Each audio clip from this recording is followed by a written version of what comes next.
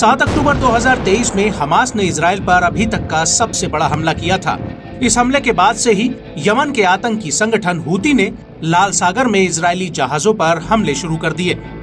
Houthi ने America समेत कई पश्चिमी देशों के मालवाहक जहाजों को भी निशाना बनाया है। यहाँ तक कि हूती ने कई जहाजों को जब्त भी किया है।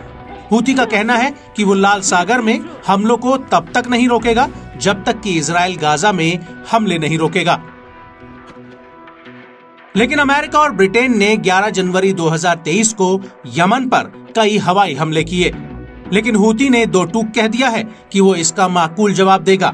लेकिन बड़ा सवाल ये है कि आखिर इजराइल के गाजा पर हमले से हूती इतना क्यों भड़का हुआ है और मिडिल ईस्ट में हूती का क्या वजूद है।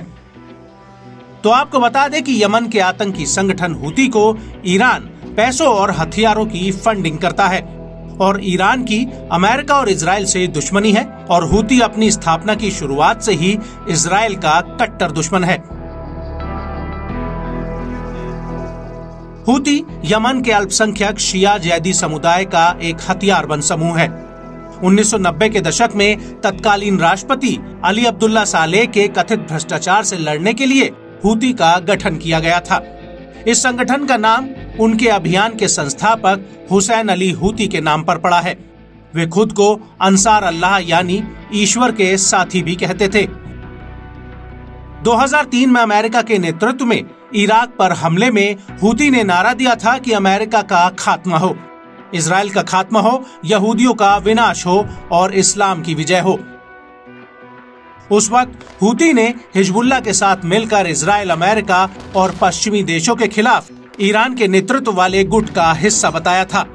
लेकिन साल 2014 के आते आते हूती ने यमन में राजनीतिक रूप से अपने आप को काफी मजबूत कर लिया था और यमन के उत्तर में हूती सादा प्रांत पर कंट्रोल करने में कामयाब रहे और साल 2015 की शुरुआत में हूती ने राजधानी सना पर कब्जा कर लिया था। ऐसे में राष्ट्रपति यादी यमन छोड़कर भाग गए थे। हालांकि सऊदी अरब के दखल के बाद हादी को दोबारा से सत्ता पर बैठाने की कोशिश की, लेकिन इसके बावजूद भी हूती लाल सागर के एक बड़े तटीय इलाके पर अपना कंट्रोल रखते हैं। यहाँ से वो मालवाहक जहाजों और युद्धपोतों पर हमला कर रहा है।